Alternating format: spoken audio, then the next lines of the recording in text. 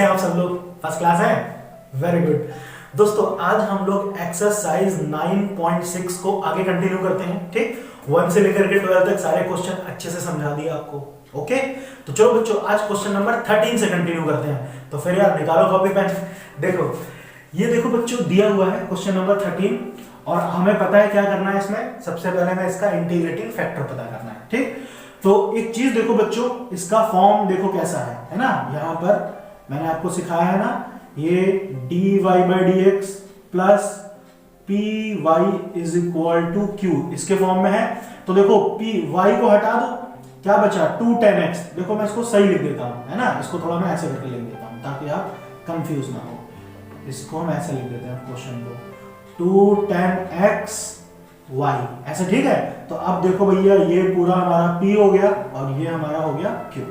ठीक, चलो भाई अब इसका हम इंटीग्रेटिंग फैक्टर निकालते हैं। तो ये तो हमें पता है इंटीग्रेटिंग फैक्टर कैसे निकालते हैं। क्या लिखेंगे, e integration of p dx है ना, p dx। तो p की जगह पे 2 tan x लिख दूं।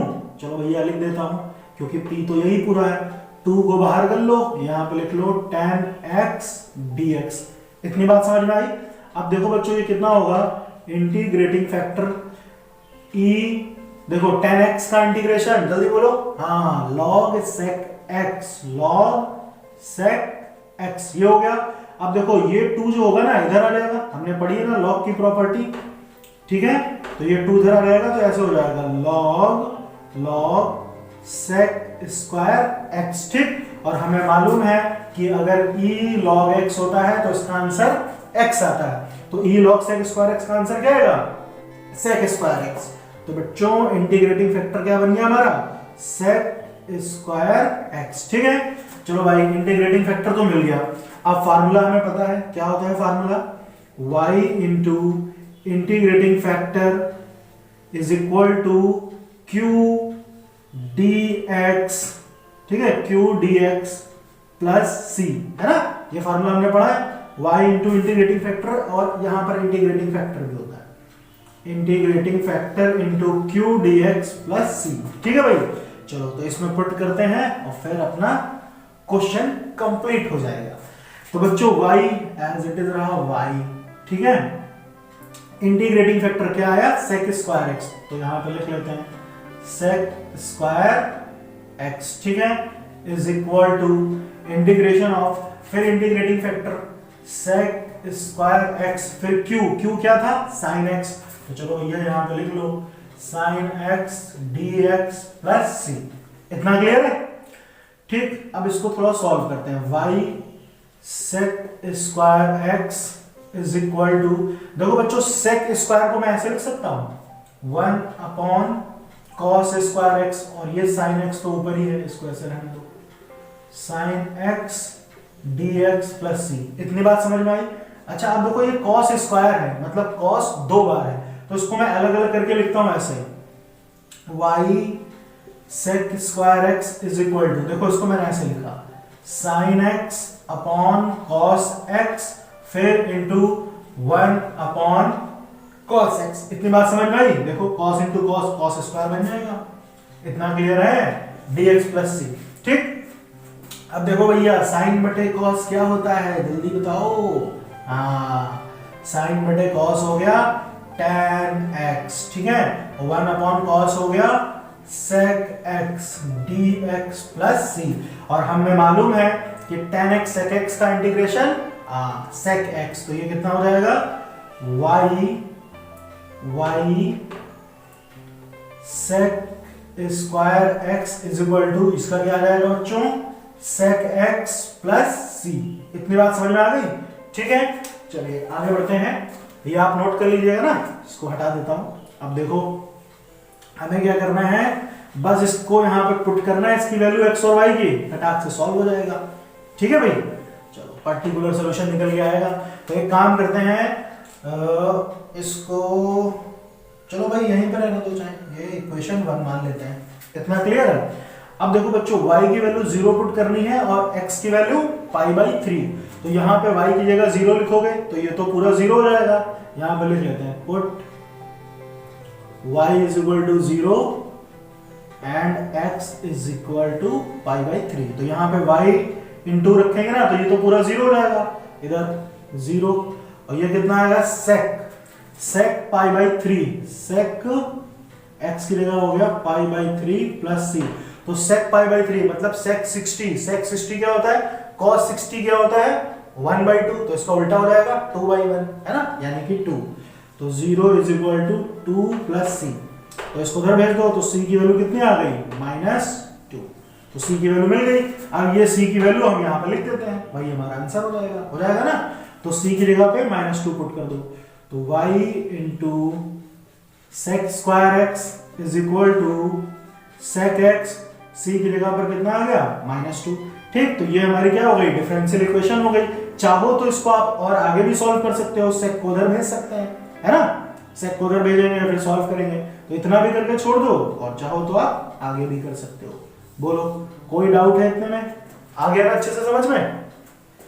अब देखो बच्चों क्वेश्चन नंबर 14 पे आते हैं, ठीक है।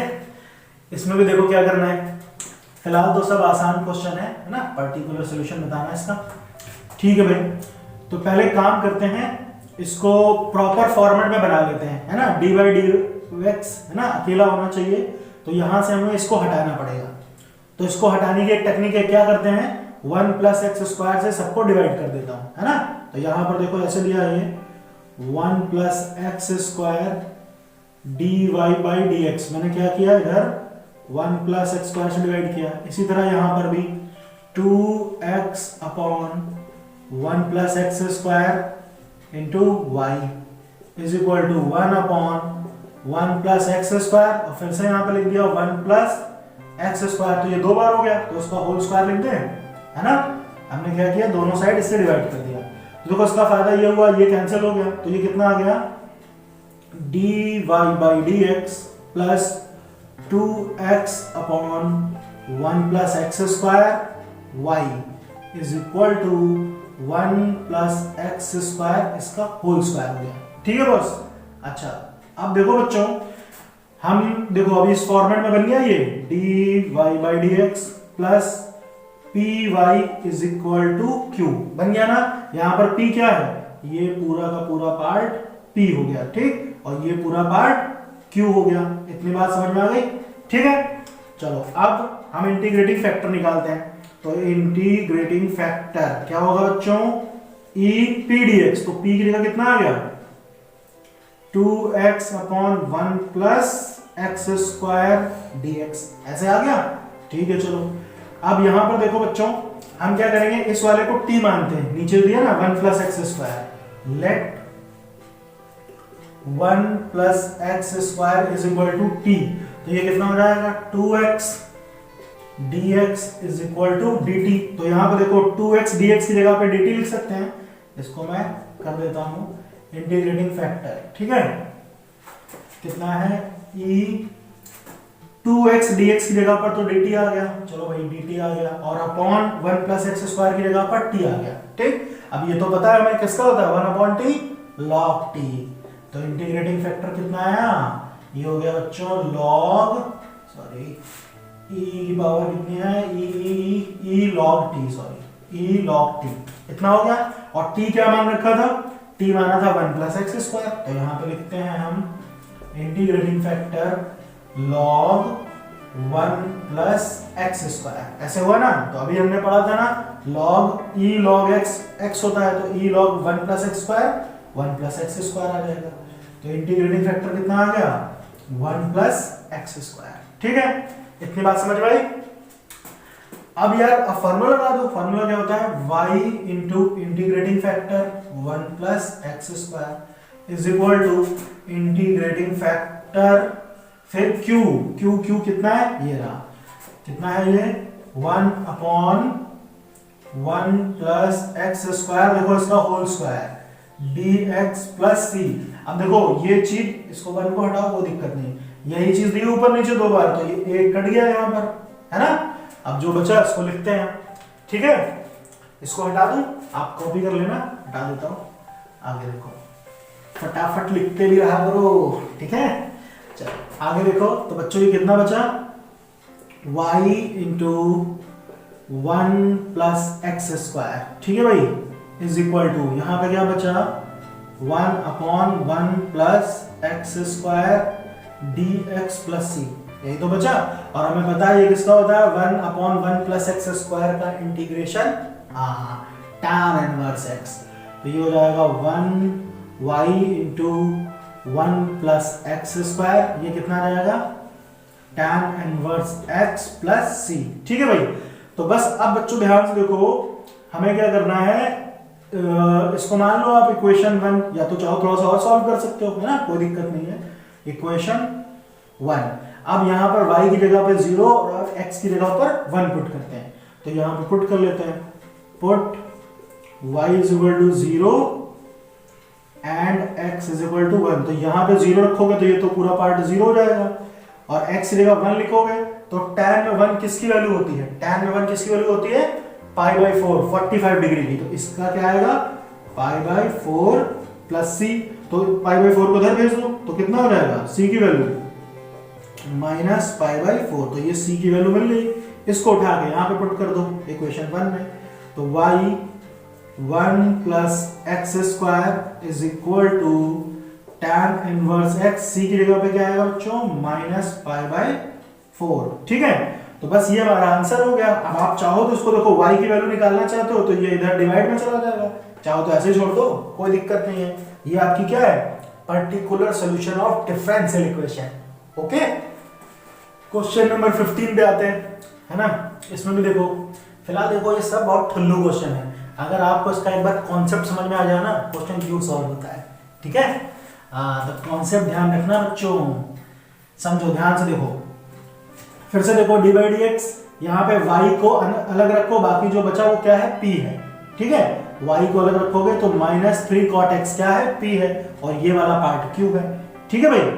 अच्छा, तो हम यहाँ पे काम करते हैं, सबसे पहले इसका इंटीग्रेटिंग फैक्टर निकालते हैं, तो इंटीग्रेटिंग फैक्टर क्या होगा e integration of p dx, तो p कितना है बच्चों -3, इसको -3 को मैं बाहर लिख देता हूं, -3 cot x dx, है ना।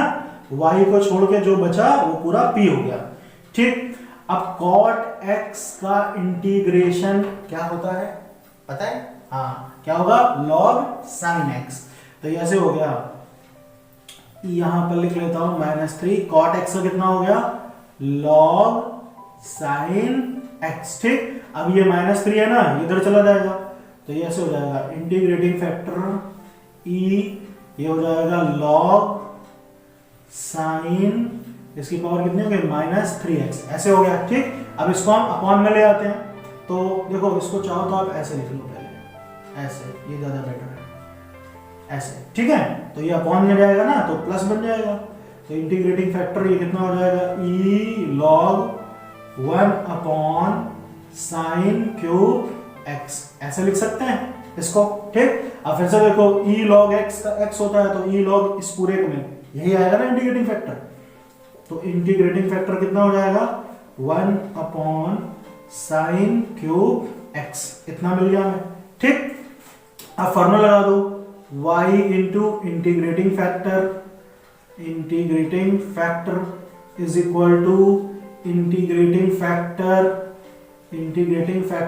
q dx, है ना। q कितना था, q ये रहा sin 2x, तो यहां पे लिख लेते हैं sin 2x dx plus c, बोलो इतनी कहानी समझ में आ गई, ठीक है। चलो अब इसको सॉल्व करते हैं, ये sin 2x लिखा है, याद रखना sin 2x, ठीक। अब देखो बच्चों, हमें मालूम है ना sin 2x का formula 2 sin x cos x, तो अप्लाई करते हैं यहां पर, और इसको ऐसे रहने देते हैं y upon sin cube x is equal to, ये कितना हो जाएगा sin 2x का formula 2 sin x cos x, और यहां पे क्या दिया है sin क्यूब x, तो sin क्यूब x का मतलब क्या है sin 3 बार है, देखो मैं इसको अलग अलग करके लिखता हूं sin x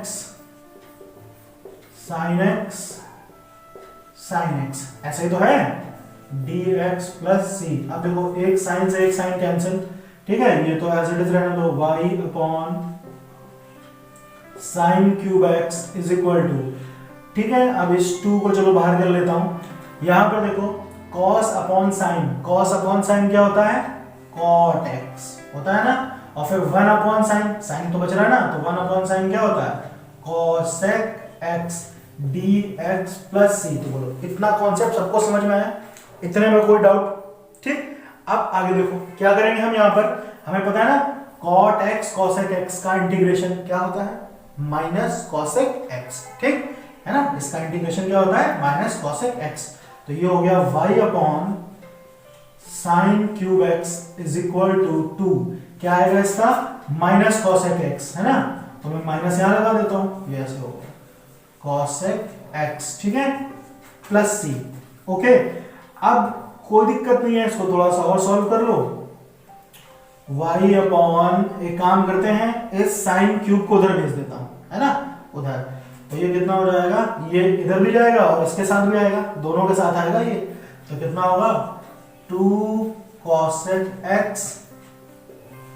sign cube x, और ये इससे भी मल्टीप्लाई होगा c साइन क्यूब x। इतनी बात समझ में आ गई। अब देखो बच्चों, cosec को क्या लिख सकते हैं, cosec को 1 अपॉन साइन लिख सकते हैं, तो यहां पे डायरेक्ट लिख दूं मैं 2 upon cosec x, sorry 2 upon sine x, cosec का साइन हो गया। इसका फायदा ये हुआ कि यहाँ पे साइन क्यूब है और यहाँ पे साइन है, तो एक कट जाएगा, केवल यहाँ स्क्वायर बचेगा, तो ये कितना आएगा, y is equal to minus 2 sine square x plus c sine cube x, ठीक है। इतनी बात समझ में आई। चलो इसको मान लेते हैं इक्वेशन 1। ओके, चलो अब वैल्यू पुट करते हैं, y की वैल्यू 2 और x की वैल्यू π/2, ये हटा देता हूं ना, साथ में लिखते भी रहा करो या तो ये समझते रहा करो, ठीक है। अच्छा, तो अब y की वैल्यू चलो यहाँ पुट करते हैं, put y is equal to 2 and x is equal to π/2, तो y की जगह पे 2 लिख दिया, चलो भाई ये हो गया 2 is equal to minus 2 sine square x, x की जगह पे π/2, तो sine square π/2 plus c sine cube π/2, तो साइन π/2 यानी साइन 90, साइन 90 की वैल्यू 1, तो 1 का स्क्वायर करेंगे तो भी 1 ही आएगा, तो ये कितना हो गया -2 × 1, और यहाँ पर c × 1, तो -2 उधर जाएगा तो प्लस का 2 हो जाएगा, तो 2 + 2 4, तो c की वैल्यू कितनी आ गई 4, तो इस c की वैल्यू को उठा के यहाँ पुट कर दो, बस वही हमारा आंसर हो जाएगा। तो y is equal to -2 sine square x plus c की जगह पे क्या लिखेंगे 4 साइन क्यूब x, तो ये हमारा क्या हुआ, छोटा सा नन्हा सा मुन्ना सा प्यारा सा आंसर हो गया, ठीक है। क्वेश्चन नंबर 16 देखिए बच्चों, ये दिया हुआ है, ध्यान से पढ़िए। देखिए इसमें क्या कह रहा है, find the equation of a curve passing through the origin. देखो पासिंग थ्रू द ओरिजिन का मतलब x और y क्या हो गए 0, x भी हो गया 0 और y भी हो गया 0, ठीक। आगे क्या कह रहा है, passing through the origin given that the slope of tangent to the curve. तो बच्चों हमने पढ़ा है ना, स्लोप ऑफ टेंजेंट क्या होता है, dy/dx, ये हो गया slope of tangent, is equal, किसके इक्वल है, slope of tangent to the curve at any point x y is equal to the sum of the coordinates, sum of the coordinates, तो coordinates क्या है x और y, इसके सम के बराबर है ना, सम के बराबर है, ऐसा बोल रहा है। तो हमें क्या बताना है, इसकी इक्वेशन बतानी है, तो भाई बहुत आसान है, चलो आराम से निकालते हैं। तो एक चीज देखो, y को उधर ले आओ तो ऐसा हो जाएगा, ये dy/dx minus y is equal to x, ऐसे हो गया। अब बच्चों देखो इसके आगे कुछ नहीं तो 1 तो है ना, 1, तो हमारा p क्या हो जाएगा 1 और q हो जाएगा x, ठीक है। तो इंटीग्रेटिंग फैक्टर निकाल लेते हैं, तो ये कितना होगा बच्चों, e -1 dx, ऐसे होगा ना। तो बच्चों 1 का कितना होता है x हो जाएगा, तो इंटीग्रेटिंग फैक्टर क्या आएगा, ये हो जाएगा -x, बोलो आएगा कि नहीं आएगा, ठीक है। तो ये हमारा इंटीग्रेटिंग फैक्टर हो गया। अब देखो फार्मूला क्या कहता है, y into integrating factor is equal to integrating factor q, q कितना है x है, x dx, ठीक है। अब हमें मालूम है यहाँ पे हम क्या कर सकते हैं, इंटीग्रेशन बाय पार्ट्स, है ना। आइलेट वाला रूल याद आ रहा है कि नहीं आ रहा है? तो भैया क्या होता था अकॉर्डिंग टू आइलेट, ये एक्सपोनेंशियल फंक्शन है, ये बाद में होगा, और अलजेब्रिक वाला पहले हो जाएगा, ठीक है। तो x को हम लेते हैं फर्स्ट फंक्शन, इसको सेकंड फंक्शन। तो ये कितना हो गया, y e minus x is equal to first function integration of second function. देखो यार, ये फर्स्ट है और ये सेकंड है, तो फर्स्ट फंक्शन इंटीग्रेशन, इसका इंटीग्रेशन करो, क्या आएगा, ये हो जाएगा माइनस ई माइनस एक्स, ऐसे आएगा ना। फिर minus D by d x of first function, तो x का डी बाई डी एक्स करूंगा तो 1 ही आएगा। फिर इंटीग्रेशन ऑफ सेकंड फंक्शन, तो ये कितना हो जाएगा, माइनस ई माइनस एक्स, और फिर इसका इंटीग्रेशन, ठीक है। तो ये चीज हमने पढ़ी हुई है, y e minus x is equal to minus x e minus x. देखो ये माइनस माइनस तो प्लस हो गया, और फिर से दोबारा से इसका इंटीग्रेशन होगा तो अगेन माइनस आ जाएगा, है ना। मैं इसको यही लिख देता हूं, माइनस माइनस प्लस, इतना क्लियर है। अब दोबारा से इसका किया तो ये हो गया e माइनस एक्स, ठीक, और यहाँ पर प्लस सी, ठीक भाई। अच्छा चलो अब आगे सॉल्व करते हैं। अब क्या हो सकता है, ध्यान से देखो, e माइनस एक्स दोनों में कॉमन है, तो हम यहाँ पर लिखते हैं y e minus x is equal to e minus x common लो, तो यहाँ क्या बचेगा, minus x minus 1 plus c. अब y की वैल्यू निकालेंगे तो ये इधर आ जाएगा, है ना, ये दोनों के नीचे होगा, याद रखना, e माइनस एक्स माइनस 1 और अपॉन में e माइनस एक्स, यहाँ पर प्लस सी, और इसके भी नीचे e माइनस एक्स, ठीक। तो देखो ये तो कैंसिल हो गया और ये ऊपर चला जाएगा, तो ये ऊपर चला जाएगा तो कितना आएगा, ये y is equal to minus x minus 1 plus c e x, ऐसे हो गया, ठीक है। अब इसको, अब एक काम करो, इसको भी इधर ले आओ, तो ये ऐसे हो जाएगा y plus x plus 1 is equal to c e x, ठीक है। इसको मान लो इक्वेशन नंबर 1। अब यहाँ पर देखो x की जगह भी 0, y की जगह भी 0, तो x और y तो ये तो 0 0, खाली यहाँ पे 1 बचेगा, ये 0 0 हो गया ना। और यहाँ पर c e की पावर 0, तो हमने पढ़ा ना e 0 क्या होता है, 1 होता है ना। तो c की वैल्यू कितनी आ गई, 1, c की वैल्यू 1, तो c की वैल्यू यहाँ पुट कर दो, तो यहाँ पुट करो या यहाँ पुट कर लो इक्वेशन 1 में, तो इक्वेशन 1 में पुट करोगे तो क्या होगा, c हट जाएगा, खाली यही बचेगा। और लिख दो यहाँ पर y plus x plus 1 is equal to कितना बचेगा, e x, तो ये हमारी क्या हो गई, डिफरेंशियल इक्वेशन हो गई, ओके।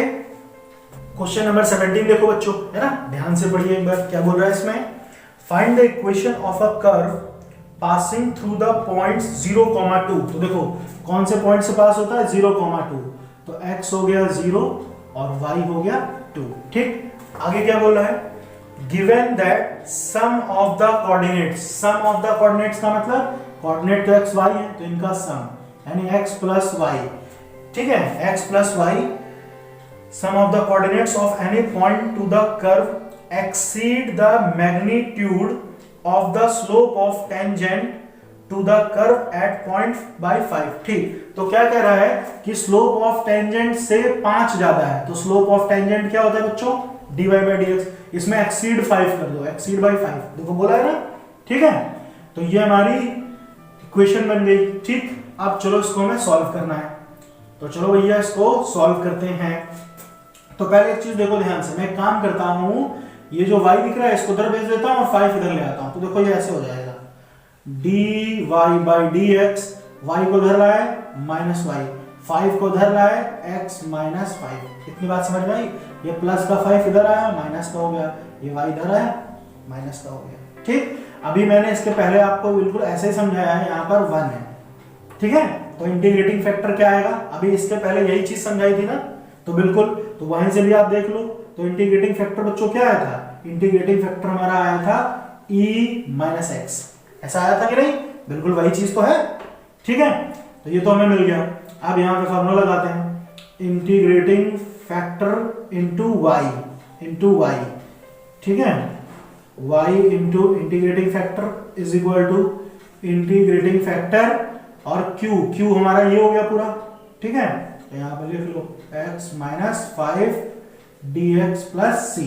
इतना क्लियर है, x माइनस 5। तो अब देखो बच्चों फिर से, ये हमारा फर्स्ट फंक्शन है, ये सेकंड फंक्शन है, ठीक है। Integration by parts. तो फर्स्ट फंक्शन क्या है, x माइनस 5। तो चलो इसको सॉल्व करते हैं। y e minus x is equal to first function integration of second function. तो इसका इंटीग्रेशन करेंगे तो क्या आएगा, e माइनस एक्स और ये माइनस, ठीक है। फिर minus D by d x of first function. तो x का कितना हो गया 1 और माइनस 5 का हो गया 0, ठीक है। तो उसको लिखने की जरूरत ही नहीं है। फिर इसका इंटीग्रेशन किया दोबारा से, तो ये कितना आएगा e माइनस एक्स और यहाँ पर माइनस, फिर dx प्लस सी। इतना क्लियर है ना। ये सब आप पहले सीख चुके हो आराम से। अब बच्चों ये माइनस माइनस तो प्लस हो गया, तो इसको मैंने प्लस कर दिया, ओके। बिल्कुल पहले की तरह ही है, इसके जैसा सवाल था। y e minus x is equal to, अब देखो ये तो एज इट इज रहा, minus x minus 5 e minus x, और ये देखो इसका दोबारा से करेंगे तो ये कितना आ जाएगा, minus e minus x plus c. ऐसे हो गया। अब एक काम करते हैं, y की वैल्यू निकालते हैं। y is equal to minus x, देखो इसको अंदर में मल्टीप्लाई कर दो माइनस को, तो ये माइनस एक्स प्लस 5 हो जाएगा। माइनस एक्स प्लस 5 यानी 5 माइनस एक्स, ऐसे लिख सकते हैं ना। e minus x divided by e minus x. उसी तरह यहां पर भी e minus x upon e minus x plus c upon e minus x, सबसे डिवाइड कर दिया ना, ये सब में चला गया। तो अब देखो एक फायदा होगा, ये कैंसिल, ये कैंसिल, जो बचा इसको लिख लो। y is equal to 5 minus x minus 1 plus c e x, ऐसे बन गया। तो अब इसको मान लेते हैं इक्वेशन 1, ओके। अब हमें क्या करना है, x की जगह पुट करना है 0 और y की जगह पे 2। तो यहाँ पे पुट कर लो, y की जगह पे आ गया 2, 5 माइनस x की जगह पर 0, तो ये तो हट ही गया। फिर कितना बचा, माइनस 1 प्लस c e की पावर 0। अभी मैंने समझाया था ना, e की पावर 0 का मतलब 1 होता है, तो ये तो 1 हो जाएगा। 5 माइनस 1, ये कितना आया 4 प्लस ये तो हो गया 1, तो 4 को उधर भेज दो। तो 4 को उधर भेजूंगा तो 2 माइनस 4 माइनस 2 हो जाएगा। तो c की वैल्यू कितनी आएगी, माइनस की 2, ठीक। अब ये माइनस 2 यहाँ पे पुट करो, वही हमारा आंसर हो गया। तो आंसर हमारा क्या हो जाएगा, y इज इक्वल टू, और चाहो तो देखो उसको थोड़ा सा और सॉल्व भी कर लूं। यहीं पे देखो यहीं पे देख लो, ये सब तो मैंने कर ही दिया भाई। यहाँ पे देखो 5 माइनस 1 कितना 4 हो जाएगा, तो 4 माइनस एक्स लिख दूं इसको, 5 माइनस 1, तो इसको 4 माइनस एक्स लिख दूं मैं, 4 माइनस एक्स मतलब वही है, ठीक है भाई। तो ये इधर आएगा तो ऐसे हो जाएगा y plus x minus 4 is equal to c की वैल्यू कितनी आई, माइनस 2, तो यहाँ पे लिखो माइनस 2 e x। तो ये हमारा क्या हुआ, आंसर हुआ। बोलो कहानी समझ में आ गई। देखो बच्चों क्वेश्चन नंबर 18 में कितना सरल सवाल कह रहा है, इसका इंटीग्रेटिंग फैक्टर बताओ, इनमें से कौन सा होगा इंटीग्रेटिंग फैक्टर। तो चलो भैया इसको निकाल लेते हैं। तो सबसे पहले देखो dy बाई डी एक्स अकेला होना चाहिए, यहाँ पे dy बाई डी एक्स के साथ x है, तो एक काम करते हैं हम सबको x से डिवाइड कर देते हैं, है ना।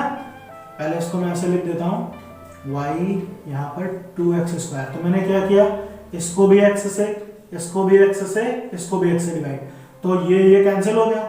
यहाँ पे कितना आएगा, dy by d x minus 1 upon x into y, है ना, y को अलग कर दिया मैंने ऐसे, मतलब तो वही है।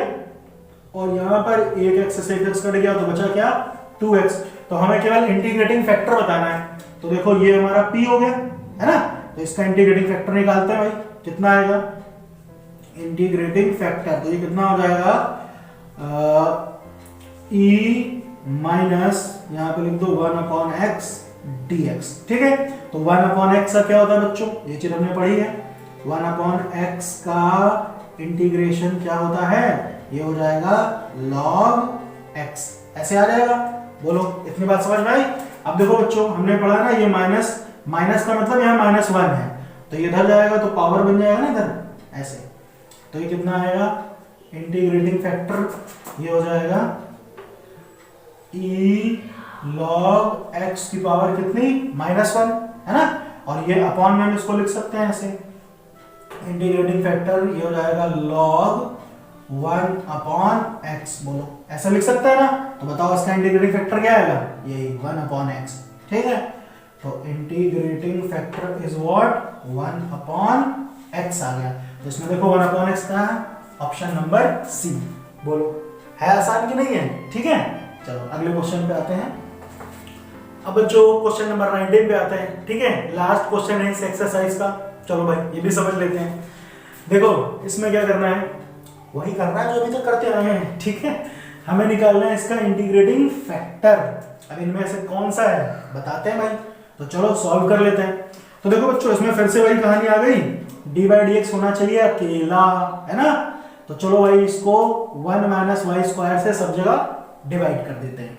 तो जब यहाँ डिवाइड करेंगे, ठीक है, मैं डायरेक्ट यहीं पे लिख देता हूँ, चलो 1 माइनस वाई स्क्वायर, यहाँ पर भी 1 माइनस वाई स्क्वायर और यहाँ पर भी 1 माइनस वाई स्क्वायर। और देखो क्वेश्चन में क्या कहा है, वाई लाई करना चाहिए -1 से 1 के बीच में। तो बच्चों देखो ये तो कट गया, कितना बचा d y by d x plus, अब एक काम करते हैं y upon 1 minus y square. Actually यहाँ पे dy बाई डी एक्स नहीं, यहाँ पे dx बाई dy है ना, आप ध्यान से देखिए, ठीक है, dx बाई dy। तो इसको मैं यहाँ पे ऐसे लिख लेता हूँ dx अपॉन dy। तो ये कितना हो गया, इसमें x को अलग कर लेते हैं और यहाँ पे क्या आ गया is equal to a y upon 1 minus y square. फिलहाल हमें इधर से कोई मतलब ही नहीं है, यहीं पर देखो। अब देखो इसका फॉर्मेट कैसा बनना है, देखो इस टाइप वाला फॉर्मेट है ये, dx upon dy plus px is equal to q। याद आ रहा है कि नहीं। तो ये बच्चों पूरा हमारा p हो गया, है ना, ये हमारा p हो गया। अब हम इसका क्या करेंगे, इंटीग्रेटिंग फैक्टर निकालते हैं, ठीक है। तो इंटीग्रेटिंग फैक्टर क्या हो जाएगा, e यहां पे हम ऐसे लिखते थे p dx, अभी क्या लिखेंगे dy, ओके। तो p कितना है बच्चों, p ये पूरा है, तो p की जगह पे लिख दो इसको, यहां पे लिख लेते हैं e, p की जगह आ जाएगा y upon 1 minus y square dy, ठीक है। तो चलो भाई निकालते हैं इंटीग्रेटिंग फैक्टर। तो इंटीग्रेटिंग फैक्टर कितना होगा, एक चीज देखो बच्चों, इसको कैसे सॉल्व करेंगे, इसको सॉल्व करने का एक ही तरीका है, हम क्या करते हैं इसको t मानते हैं, जो नीचे दिया है ना, यहां पर देखो मैं यहां लिख देता हूं let 1 minus y square is equal to t. तो ये कितना आएगा, 2 आगे रहेगा ना ऐसे, 2y, और यहां पे क्या हो जाएगा dy बाई dy, और यहां हो जाएगा dt, ऐसे होगा कि नहीं होगा, बोलो। अब एक चीज देखो, यहां से अगर मैं dy की वैल्यू निकालूं तो dy इज व्हाट, ये हो जाएगा dt अपॉन माइनस 2y, होगा कि नहीं होगा। चलो अब यहाँ पे आते हैं, तो ये हो गया e, यहाँ पर y, इसको तो t माना था, और dy की जगह पे क्या लिख सकते हैं dt अपॉन माइनस 2y। अब देखो ये y से y कैंसिल हो गया कि नहीं हो गया, ठीक है। इतना नोट कर लिया आपने, आगे बढ़ते हैं। अब देखो ध्यान से, अब इसमें देखो यहाँ पे इस -2 को बाहर कर लो, तो इंटीग्रेटिंग फैक्टर कितना हो जाएगा, e, इस -2 को बाहर कर लिया, यहाँ पे क्या बचा 1 अपॉन t dt, यही तो बचा। और 1 अपॉन t का हम सबको मालूम है क्या आएगा, ठीक है, इंटीग्रेशन कितना हो जाएगा, 1 अपॉन t का हो जाएगा बच्चों log t, ऐसे होगा, ठीक है, log t। और t क्या मान रखा था मैंने, t मान रखा था 1 माइनस वाई स्क्वायर, तो इसको ऐसे लिख लो, integrating factor is what minus और 1 अपॉन 2, अच्छा ये अपॉन में है 1 अपॉन, ऐसे नीचे है ना minus 1 upon 2, okay, minus 1 upon 2 log t क्या माना था बच्चों, t माना था 1 माइनस वाई स्क्वायर। इतना क्लियर है। अब बस इसको सॉल्व करो, आंसर आ जाएगा। तो देखो ये इंटीग्रेटिंग फैक्टर कितना हो जाएगा ई, देखो ये तो पावर बन जाएगा ना कैसे, log 1 माइनस वाई स्क्वायर, इसकी पावर कितनी है -1/2, और हमने पता है माइनस अगर नीचे जाएगा तो प्लस का बन जाता है ना, तो ये कितना हो जाएगा ई लॉग